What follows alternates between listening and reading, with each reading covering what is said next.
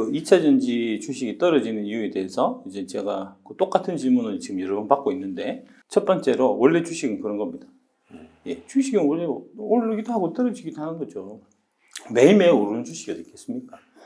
지금 최근에 이제 2차 전지 주식 왜 떨어져요라고 물어보시는 분들이 아마 이제 올해 2월 달부터 2월, 3월, 4월 한 석 달을 2차 전지가 계속해서 올랐잖아요. 그래서 이제 거기에 좀 익숙해져 있어 갖고 당연히 2차 전지는 오르기만 하고 이제 떨어지지는 않는 뭐 이런 형태로 지금 생각하시고 계신 것 같은데, 그거는 뭐 큰 착각이고요. 그런 식으로 움직이는 주식은 없습니다. 그러니까 많이 올랐으니까 떨어지는 건 당연하고, 지금 때가 됐으니까 떨어지는 거고, 그런 거죠. 그 다음에 두 번째는 이제 그때 12월 달에도 제가 그때 말씀드렸던 게 싸게 살 기회를 주려고. 그 다음에 세 번째로 당신의 믿음이 진짜인가 테스트하려고. 그러니까 이제 주식 투자해서 수익을 내는 게 결국은 주식 뒤에 있는 이제 그 기업에 내가 돈을 맡기는 거잖아요. 동업을 하는 건데, 동업자로서 내가 이제 돈을 빌려줬으니까, 빌려주기 전에 이제 당연히 꼼꼼히 따져보고, 이 회사는 믿을만한가? 이 회사는 이제 도덕적이고 능력이 있는가? 내가 돈을 빌려주면 이 돈을 갖고 가서 열심히 사업해서 이제 크게 불려서 내한테 되돌려줄 수 있느냐? 하는 부분을 이제 잘 판단을 하셔갖고, 그래서 이제 믿고 돈을 맡기셨을 거 아닙니까? 그래서 이제 믿고 돈을 맡겼는데, 그 믿음이 이제 올바른 믿음이었으면, 그 회사가 진짜로 이제 실력 있고 도덕성 있고 해서 그 돈을 맡아서 많이 불려서 당신들한테 돌려줄 수 있는 회사면, 그러면 그 대가로 인해서 이제 여러분들이 돈을 버는 이제 그런 구조인데, 근데 일단 믿고 맡겼는데 이제 그 진짜로 제대로 잘 믿었는지, 당신의 믿음이 진짜인지 굳건한지, 그런 거를 이제 테스트하려고 중간중간 빠지는 거죠. 그래서 요 얘기를 하고, 이게 12월 14일 이때만 해도 사실은 2차 전지 분위기 되게 안 좋았어요. 이때 어떤 얘기가 주로 이제 많이 있었냐면, 앞으로 불경기가 올 거다. 불경기가 오면은 이제 고가 제품인 자동차는 팔리기 어렵지 않겠느냐. 특히 이제 이 무렵 돼가지고 그 자동차 할부금리가 이제 되게 큰 폭으로 올라갔고, 중고차 가격이 이제 크게 떨어지고 이제 뭐 그런 일들이 있었어요. 그래서 이제 차가 안 팔릴 거고, 차가 안 팔리면은 그러면 전기차도 더 안 팔리지 않겠냐. 전기차는 더 비싸니까. 이제 그런 논리로 주가가 빠지고 있었거든요. 근데 이제 제가 그때도 분명히 말씀드렸지만 그렇지 않을 거다. 이제 차가 안 팔리더라도 전기차는 잘 팔릴 거다. 그 다음에 두 번째로 차 자체도 안 팔리는 것보다는 오히려 좀 더 팔릴 수 있는 그런 가능성이 있다. 경기 침체가 오더라도. 왜 그러냐면, 지난 이제 코로나 시절 때 그 차를 사실 많이 못 만들었어요. 이제 반도체 부족 현상 때문에. 그래서 이제 자동차를 바꾸려고 했었던 교체 수요가 사실은 많이 적체되어 있는 상태였거든요.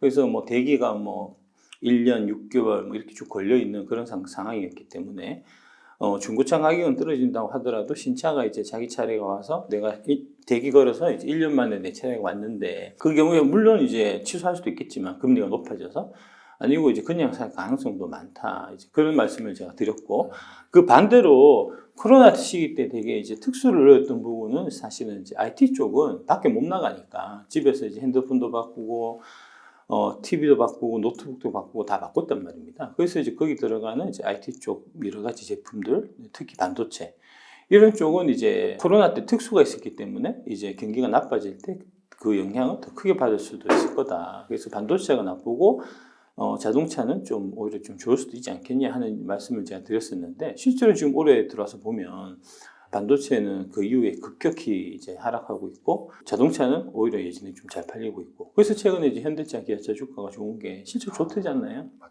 이제 그런 거죠. 그러니까 기본 전제 자체가 그때는 틀린 얘기니까. 그래서 그 이후에 사실은 이유 없이 빠졌던 것들이 이제 해소가 되면서 주가가 2월 달부터 오르기 시작했고, 2월, 3월, 4월에 올랐는데, 올라서 어떻게 됐냐 이렇게 됐거든요. 그래서 제가 믿음의 대가다라고 말씀드렸는데, 그것을 믿었으면 12월 14일부터 4월 25일까지 대략 한 4개월 정도 되는 기간 동안에 토탈 8종목이 95% 올랐습니다.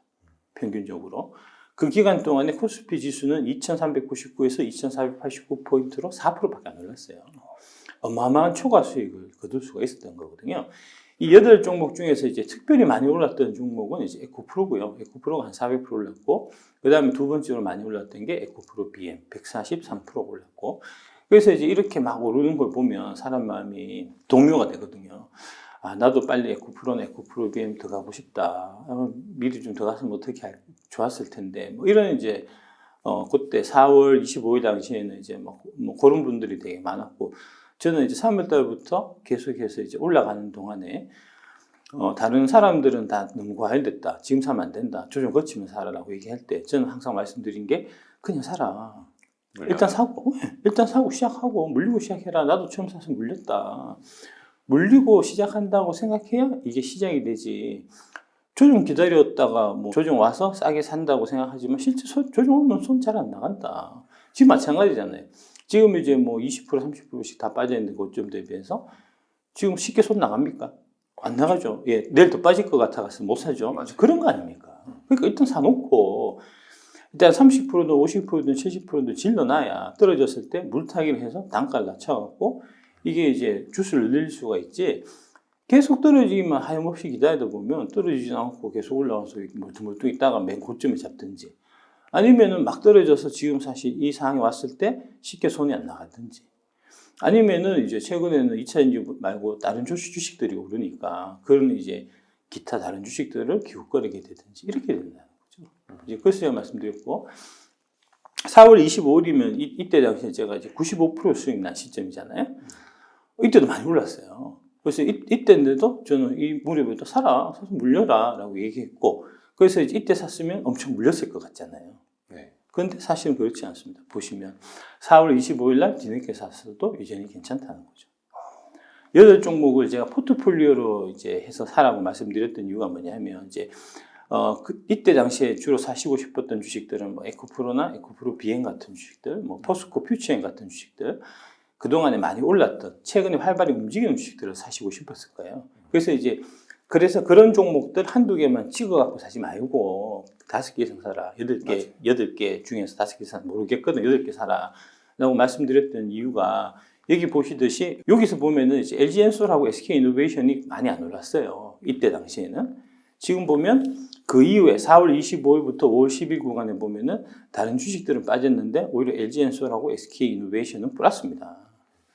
그래서 분할해서 사놨으면 이제 뭐 에코프로나 에코프로 BM이 빠지고 포스코 퓨처엠이 많이 떨어질 때 얘들이 카바를 쳐줘갖고 이제 전체적인 수익률 하락분은 그렇게 크지 않았을 테고 훨씬 마음의 안정을 얻을 수가 있었을 테거든요. 그래서 이제 지난 4월 25일부터 5월 10일까지 최근에 2차전지 주가가 엄청나게 많이 빠지는 걸 감안을 하더라도 지금 8개 종목이 평균이 마이너스 4%밖에 안 된단 말입니다. 고점에 사신 분들이 이제 지금 고점에 사서 대략 뭐 마이너스 10% 20% 났다 하면 이제 되게 속상하고 하실 수 있겠지만, 길게 보면 오히려 그게 약이 될 수도 있어요. 처음에 사서 물려갖고 마음고생을 좀 해보고, 그 다음에 거기서 회복해서 이제 본전 찾고 그 위에 더 넘어가서 수익이 많이 나보면, 그러면 이게 이렇게 중간에 떨어질 수도 있는 거구나, 떨어질 때 내가 마음이 동요되면 안 되는 거구나 하는 이제 그런 학습이 될 수 있는 이제 그게 되기 때문에 오히려 잘하신 걸 수도 있습니다. 이제 사서 바로 돈 버는 것보다 처음에 사서 마음고생을 좀 하고 돈 버는 게 길게 보면 더 좋을 수도 있어요. 그 수업료 내신 거니까 이제 그렇게 좋게 하시면 될 것 같습니다. 중국이 광물체인 꽉 잡고 있는 부분에 대한 해결 방법에 대해서 이제 어떤 식으로 진행되고 있는지가 K배터리 레볼루션에 이제 그게 아마 3장, 4장 정도에 자세하게 나와 있습니다. 거기 다 나와 있는 내용이고요. 우리도 놀고 있지 않아요. 이제 미국도 마찬가지고, 그래서 이제 미국이 그런 이제 중국의 광물체인 꽉 잡고 있는 부분에 대한 이제 해결 방법을 계속해서 생각하고 있었고, 그 생각의 일환으로 인해서 나온 법안이 작년에 나온 IRA 법안, 그 법안에 따라서 지금 움직이고 있는 거고요. 그래서 이제 우리나라 그 2차전지 밸류체인 중에서도 이제 광물 쪽을 지금 열심히 하고 있는, 선제적으로 먼저 했던 이제 그런 회사들을 좀 눈여겨보셔야 될 필요가 있다는 말씀 제가 계속 드렸고, 그 주식이 에코프로 포스코홀딩스입니다. 작년부터 발빠르게 움직이기 시작해서 먼저 이제 우리 대한민국 정부의 이제 생각은 민간 합동을 해서 아프리카, 중아시아 이쪽에 이제 그 광물 자원들을 확보하는 노력을 좀 해보자 하는 이제 큰 틀에서 그런 쪽으로 지금 가고 있고요. 그 가장 선두에 있는 회사가 사실은 저희 금량입니다. 그게 이제 제가 열심히 노력해서 요번에 이제 성과를 어제 MOU를 이제 맺으면서 성과를 이제 낸 거고요. 그 리튬은 저희가 아마 내년 2, 4분기 한 3, 4분기 정도에는 국내에 저희가 공급할 수 있을 겁니다. 그런 식으로 이제 딱 가는 거니까요. 예, LMFP가 뭐냐면은 이제 LFP가 에너지 밀도가 너무 떨어져서 이제 후지니까 그거를 좀 이제 개량하는 버전을 만들겠다는 거거든요. 그래서 이제 망간을 LFP에 넣어갖고 이제 에너지 밀도 높인다는 건데 그래봐야 얼마 안 올라요. 그 해결책이 이제 안 되고 경쟁 자체가 우리하고는 이제 게임이 안 되는 기술입니다. 그 다음에 이제 그때 제가 그 관련해서 이제 며칠 전에 얼마 전에 이제 올라갔던 그 방송에서 이제 하이망간 얘기를 말씀드렸잖아요. 그러니까 하이망간 배터리가 그 LPMFP보다 훨씬 더 경쟁력 있는 배터리거든요. 그렇게 다 이제 대응하고 있으니까 걱정 안 하셔도 됩니다. 그 다음에 이제 그 유럽에 공장 짓는 거가 최근에 또 이제 이 2차 전지 공유도 신 애들이 만들어낸 이제 좀 그 프로파간다인데, 그거를 한번 쭉 제가 설명 좀 드리겠습니다. 그러니까 하나만 보지 말고요. 그 CATL이 유럽에 공장 짓으니까 큰일 났다. 이것만 지금 보지 말고, 그럼 대한민국에서는 어떻게 하고 있는지, 우리 배터리 회사는 어떻게 하고 있는지를 파악해야 될 거 아닙니까? 그래서 상호 비교를 통해서 우리가 경쟁력 우위에 있는지, 중국이 경쟁력 우위에 있는지, 그렇게 확인해야 될 거잖아요. 그러니까 유럽의 지금 배터리 공장 현황을 제가 이제 좀 정리해갖고 이제 보여드리면, 먼저 이제 LG 에너지 솔루션이 폴란드에 지금 공장이 있는데, 그게 설립한, 완공한 연도가 2016년입니다. 벌써 7년 전 얘기고요. 여기는 이제 지금 공장 완공돼서 이제 열심히 배터리 만들어서 뭐 폭스바겐이나 뭐 그다음에 다양한 이제 유럽계 메이커에 지금 다 납품이 되고 있고요. 이게 이제 계속 확장할 계획인데 내년에 100기가와트시로 확장됩니다. 그래서 이제 그렇게 지금 계획이 잡혀져 있고, 그다음에 이제 튀르키예에 포드 조인트 벤처 이제 발표를 했는데 이게 이제 26년 완공 목표고. 여기는 45기가와트시 공장입니다. 그 다음 SKO는 이제 헝가리에 지금 공장이 있고요. 헝가리에 공장 완공된 연도가 2020년. 지금 수율 잡는 작업을 열심히 하고 있고, 이제 올해 지금 2년째 된 거죠. 그러니까 20년이니까 21, 22, 3년 되고 지금 4년째 들어가는 지금 해가 되는데, 올해 연말 정도 되면 이제 BP 수율 달성 가능하지 않겠나. 이제 SK온에서 그렇게 지금 얘기하고 있고요. 이게 이제 47.5기가와트시로 확장이 끝나는 게 24년입니다. 삼성 SDI도 마찬가지로 이제 헝가리 공장이 있는데 이 헝가리 공장은 2017년에 완공이 된 거고요. 이것도 이제 계속 확장을 해서 25년 되면은 60기가와트시로 늘어나는 걸로 그렇게 계획이 잡혀 있습니다. 그에 비해서 CATL은 독일에 이제 최초의 유럽 공장을 설립을 했는데 그게 작년 연말이에요. 22년 연말. 규모도 14기가와트시로 우리의 규모에 비해서 많이 좀 떨어지고요. 22년 연말에 지금 완공했는데 이게 CATL이 해외 공장을 설립한 거는 이게 처음이거든요. 그럼 수율 잡아야 될 거잖아요. 첫 해외 공장이 수율 잡는데 몇 년 걸린다고 그랬죠? 3, 4년 걸립니다. 그러면 25년 연말이나 26년 연말 돼야 저 공장이 제대로 돌아가는 거예요. 그 다음에 헝가리는 지금 얘기가 계획 중이라는 거잖아요. 계획이야 늘 하죠. 실제로 구현될지 안 될지 모르는 겁니다. 사이버 트럭 계획해서 발표한 게 2017년이에요. 사이버 트럭은 아직도 사이버 상에만 있습니다. 아직도 현실에 안 나타났습니다. 현실에 나타나면 그때 걱정해도 늦지 않아요. 실제 착공한 이후에 봐도 늦지 않다고요. 그리고 이게 이제 항상 말씀드리지만 이 배터리는 공장 지었다고 해서 금방 뚝딱 물건을 만들어내는 게 아니에요. 만든 다음에 그 다음에 수율 잡는 기간이 최소 3, 4년은 무조건 걸리기 때문에 헝가리는 지금 착공 단계에 들어간 것도 아니고 계획만 발표한 거 아닙니까? 오히려 SK온이 헝가리에 더 일찍 들어가고 수율이 높여지는. 그럼요. 그러니까 이제 시기적으로 보면, 기간적으로 보면 이제 CATL은 LG에 비해서 6년이 지금 늦은 거고요. 삼성 SDI에 비해서는 5년, SK온에 비해서도 거의 한 3년 이상 늦은 겁니다. 후발주자 굳이 걱정할 후발주자, 그렇죠. 그렇죠. SNE가 문제예요. SNE 걔가 이제 지금 보면은 뭐 대단히 권위 있는 기관으로 여러분들이 생각하시는데 그냥 이제 걔도 민간에 한 이제 장사하는 그런 기관이고요. 거기도 이제 뭐랄까 그런 서비스를 이제 구독하는 이제 이런 사람들의 좀 돈에 의해서 움직이는 이제 뭐 그런 저거니까. 그래서 이제 SNE의 그 리포트 자체도 그냥 고지고대로 안 들으시는 게 좋습니다. 그러니까 문제가 많습니다. 지금 한국 전반적으로 중국 공산당의 입맛에 맞게끔 지금 움직이는 이제 언론이나 이제 그다음에 연구소 지식인들. 이제 마이크들, 뭐 전문가라고 하는 사람들, 학자, 교수, 그다음에 이런 연구기관들 이런 부분들이 좀 많이 있기 때문에 이게 좀 문제인 것 같습니다. 이거 좀 걸러야 될 것 같고, 좀 여러분들이 일단 좀 걸러 들으셔야 될 것 같고, 국가 전체 차원에서도 이 부분은 조금 이제 대수술이 좀 필요하지 않겠나 싶습니다. 원래 중국 그 공산당이 옛날에 이제 러시아 같은 경우도 마찬가지고, 러시아 공산당도 그렇고, 중국 공산당도 그렇고, 이제 공산당 쪽에서 이제 그런 선전선동 이런 부분들을 되게 중요하게 생각해요. 그래서 공작금을 이제 해외에 많이 좀 뿌리고 하는 이제 그런 일들이 많이 있는데, 걔네들이 대표적으로 이제 그 자기네 그 중국의 우호적인 인사들을 이제 포섭하는 방법이 뭐 러시아도 마찬가지고 중국도 마찬가지고 이제 옛날부터 써왔던 방법이 첫 번째는 이제 사상적으로 오염을 시키는 거고, 두 번째는 물질적으로 금전적인 이제 오염을 시키는 거고, 세 번째가 이제 이성적인 유혹, 이제 뭐 그런 뭐라고 해야 되죠? 하여튼 뭐 그 여성을 이렇게 해서 이제 뭐 성을 무기화하는 이런 거를 사실은 이제 전통적으로 많이 써온 방법이에요.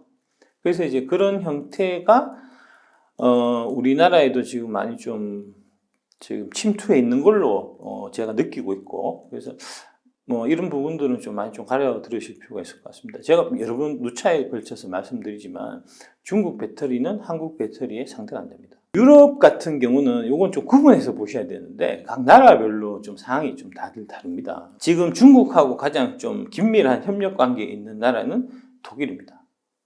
왜 독일이 중국하고 이제 아주 긴밀한 관계가 있냐면 폭스바겐이 한 해 파는 차 중에서 중국 시장에서 파는 게 40%가 넘어요. 벤츠, BMW 다 마찬가지입니다. 특히 벤츠는 거의 한 절반 가까이 됩니다.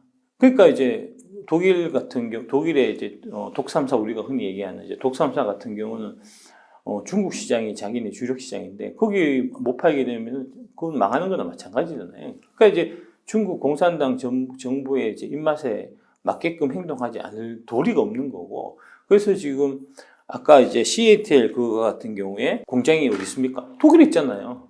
그래서 독일에 있는 겁니다. 그래서 벤츠의 1대 주주, 2대 주주가 중국 회사들인 거예요. 이제 그런 거거든요. 이제 그런 맥락으로 큰 틀에서 이제 그림을 그릴 줄 아셔야 되고, 일단 6개 일단 한번 가보시고요. 그 이제 중간중간에 좀, 뭐랄까, 주가는 안 보셔도 되지만, 그 회사의 이제 사업 관련된 내용을 계속해서 체크를 하셔야 돼요. 그러니까 이제 25년까지 갖고 와라는 얘기가 25년 되면 내가 다 팔라는 얘기가 아니고, 설마 그렇게 생각하시지 않을 거 아닙니까? 그렇게 생각하시고 계시습니까? 있을 것 같아요. 그러면 안 되지. 그러면 안 되지. 일단 25년 갖고 와보고, 그 다음에 거기서 다시 한번 보고, 이제 다른 좀 매력적인 투자 대안이 있으면 이제 자연스럽게 넘어가든지, 아니면 25년 돼서 이제 너무 좀 고평가됐다고 생각되면은 그때 좀 많이 팔든지, 이제 그건 그때 가서 이제 판단하셔야 될 부분이고, 일단 최소 3년을 갖고 가라. 25년, 26년까지는 지금 이제 세팅이 다 끝나 있는 상태니까 이제 확정되어 있는 미래잖아요. 그러니까 확정되어 있는 미래를 쭉 쫓아가면서 자기 재산이 불어나는 거를 좀 즐기시면 되는 이제 그런 지금 상황이고요. 그 이후에는 이제 상황이 변화할 가능성이 적지만 뭐 없는 건 아니니까 그때 가서 이제 변화하는 상황에 따라 갖고 좀 유연하게 대응하시면 안 되겠습니까? 여기도 좀 기관들 보면 사실은 그 에코프로 BM을 안 갖고 있었던 기관이 없어요. 다들 갖고 있었어요. 중간에 내려서 문제지. 예전에 내렸거든요. 저도 이제 여의도 기관들 출신이다 보니까 메이저 출신이다 보니까 메이저 펀드 매니저들이 이제 좀 습관이 있어요. 우리는 주가가 떨어질 때 사고 올라갈 때 팔거든요. 개인들 거꾸로 하잖아요. 그러니까 막 주가 막 올라가는 날부터 따라서잖아요. 떨어질 때 손절하고 이러잖아요. 근데 기관들은 반대로 교육받거든요. 처음에 시작할 때부터 막 떨어질 때 이 저가에 사갖고 갖고 있다가 막 올라가 사람들이 이제 흥분해갖고 호재 같은 거 나와서 막 사고 할 때 그때 비중 얼마를 줄이는 분할 매수하고 분할 매도하면서 그렇게 해서 이제 비중을 조절하는 우리는 연습을 습관적으로 하거든요. 그러다 보니까 그럴 때 문제가 어떤 문제가 생기냐면 지금 에코프로 BM처럼 한 2, 3만 원 하다가 한 4, 5만 원, 6만 원 이렇게 가면 조금씩 팔다가 다 팔려버려요. 어떻게 되겠습니까? 그러면 이제 다 마찬가지로 개인 투자자들하고 마찬가지로 떨어지길 기다리게 되는데 안 떨어지네. 안 뜨신단 말입니다. 뜨신단 말입니다. 꼭 내가 판 거기까지는 안 떨어져. 그러니까 대충 한 6만 원 정도 많이 한번 막 털렸을 텐데 많이 떨어졌을 때가 한 8만 원, 9만 원까지는 떨어졌었고 그 밑으로는 안 떨어졌잖아요. 그러니까 한 6만 원 그때 내가 판 가격이 있으니까 한 8, 9만 원 됐을 때 한 6만 원 정도면 되는데 사야지 하고 좀 대기가 많이 있었을 겁니다, 사실은.